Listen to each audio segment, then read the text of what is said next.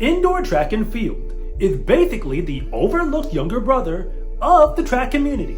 So much so that many states in America can't even be bothered to compete in it, at least at the high school level. The track itself is weird because it's only 200 meters, and unlike outdoors, only but so many people can fit into a field house. And if you are a sprinter who specializes in the 100-meter dash, then you're totally out of luck when you get indoors, because the 60-meter dash, or the 55, depending on what state you're in, is the only thing we've got going on. And that is literally the shortest race you can run in all of track and field. That also means that whoever wins that event is officially the fastest. But at the high school level, what does it really mean to win in the 60-meter dash? I personally didn't run indoors in high school at all. I was actually playing varsity basketball the entire time. But when I got outdoors, I snatched a few gold medals from the boys who were winning while I was busy. Besides, if all of the fastest boys aren't even going to show up until outdoors, doesn't that put an asterisk on everything else you've accomplished? But thanks to the internet, we now know who is the fastest boy in track and field's fastest race every single year, because only one boy can earn the title as the nation's best. And the truth is that high school is really just the start of any young sprinter's career. To make this list as the fastest high school boy in the entire nation, the criteria is simple. You have to run the fastest recorded time in the 60-meter dash, or converted from a 55 on either MileSplit or athletic.net. So here is a breakdown of what happened to the fastest high school boy on the track every single year for the past 10 years.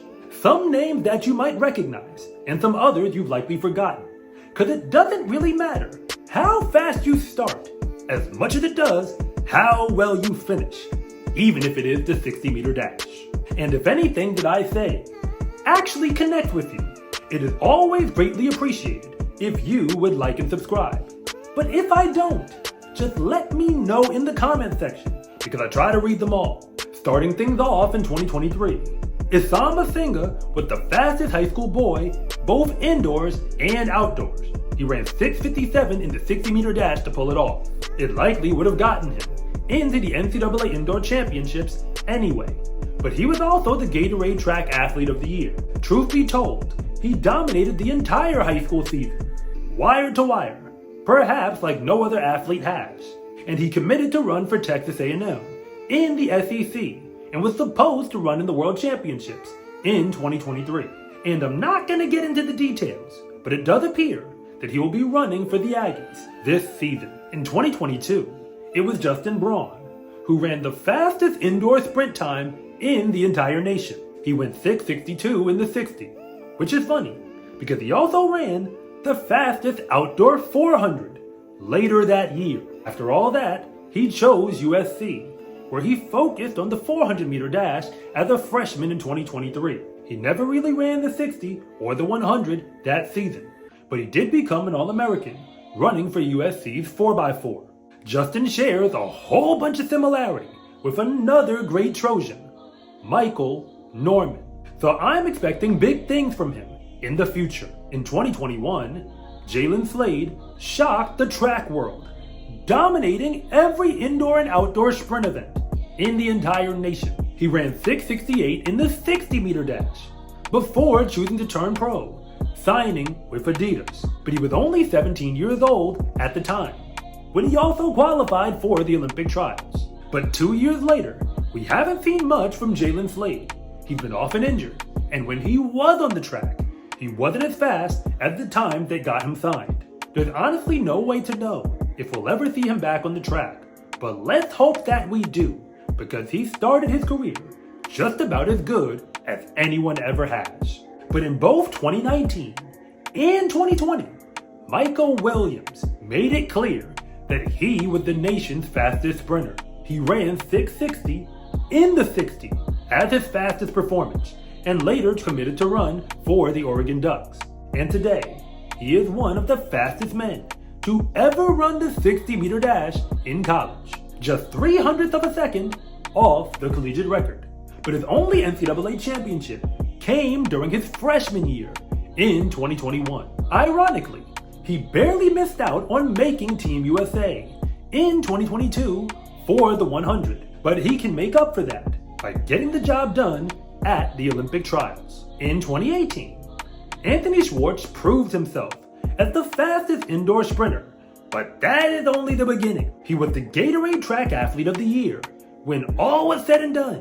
But keep in mind, he is also a football player. That sport is what he focused on when he got to college. But he did sprint a little bit when he competed at Auburn. He actually later ran his high school PR of 6:59 in the 60, but he only ran track in college for one season. But since that time, football has worked out for him because he was drafted by the Cleveland Browns, which proves that Anthony is a special talent who probably could have been one of the world's best sprinters if he ever put his mind to it.